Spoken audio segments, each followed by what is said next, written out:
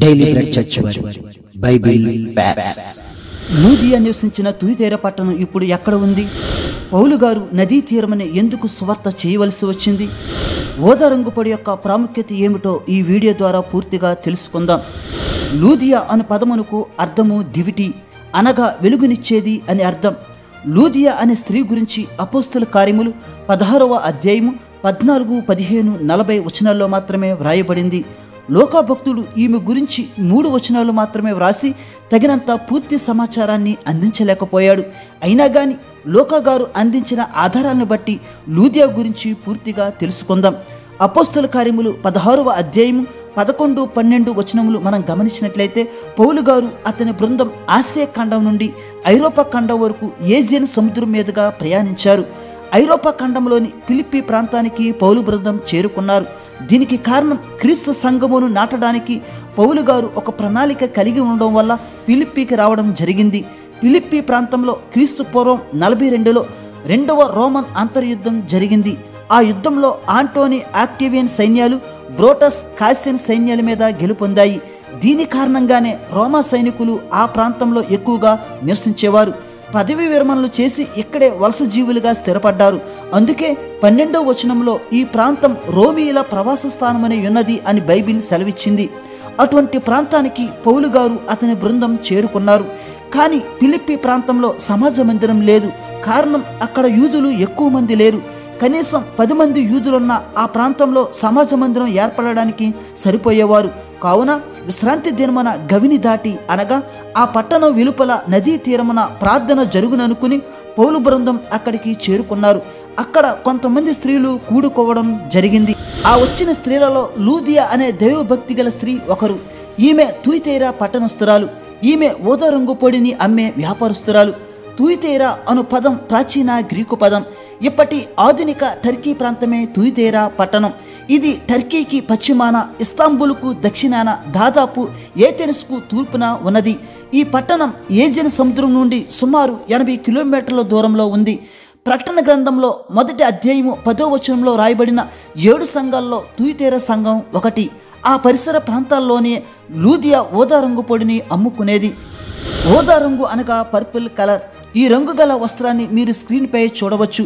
ఓదారంగు పొడిని కొన్ని ప్రత్యేకమైన రంగులతో తయారు చేస్తారు. ఓదారంగు పొడి తయారీకి ఉపయోగించే రంగులు చాలా ఖరీదైనవి. అందుకే ఓదారంగు పొడి అత్యంత విలువైనది.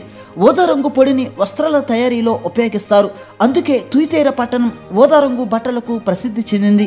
అటువంటి వ్యాపారస్తురాలైన లూదియా పౌలు చెప్పిన మాటలందు లక్ష్యముంచింది. కారణం ప్రభువు ఆమె హృదయమును తెరిచాడు. హృదయం తెరవడం అంటే మామూలు విషయం కాదు.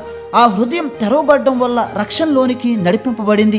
అది ఎలాగంటే లూదియా దైవభక్తి గల స్త్రీ అని బైబిల్లో ముందుగానే వ్రాయబడింది. లూదియా దేవుని యందు భయభక్తులు కలిగి ఉండడం వల్లే ప్రార్థనలో ఏకీభవించింది. ఈమె దేవుడు చెప్పిన రీతిగానే లోకంలో జీవిస్తుంది. కానీ రక్షణ అనుభవం లేదు, అనగా బాప్తిస్మము పొందలేదు. ఎప్పుడైతే హృదయం తెరవబడిందో పౌలు చెప్పిన మాటలు యందు లక్ష్యముంచి బాప్తిస్మం పొందింది. అందుకే మనం కూడా ప్రార్థన చేసేటప్పుడు హృదయం తెరవమని దేవుణ్ణి అడగాలి. అప్పుడు దేవుడు తన రక్షణలోనికి మనల్ని నడిపిస్తాడు. లూదియా తను మాత్రమే బాప్తిస్మం పొందడం కాకుండా తన ఇంటి వారు కూడా బాప్తిస్మం పొందేలాగా చేసింది. అంటే తన ఇంటి పట్ల బాధ్యత కలిగి జీవించడమే కాకుండా తన ఇంటికే వెలుగునిచ్చింది. లూదియా అనే పదానికి అర్థం దివిటి. నిజంగానే ఒక దివిటి వలె తన ఇంటి వారికి లూదియా పూర్తిగా న్యాయం చేసింది. లూదియా బాప్తిస్మం పొందిన ప్రాంతంగా గుర్తించబడినటువంటి ప్రాంతాన్ని మీరు స్క్రీన్పై చూడవచ్చు.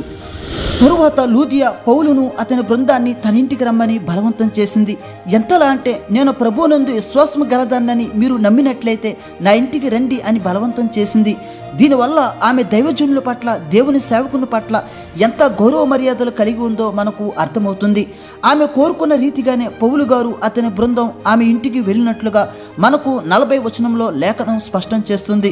లూదియా విదేశీయులైన పౌలు బృందాన్ని ఇంటికి ఆహ్వానించడం ద్వారా ఈమెకు వివాహం అయినట్లుగా కొంతమంది బైబిల్ పండితులు అనుకుంటున్నారు.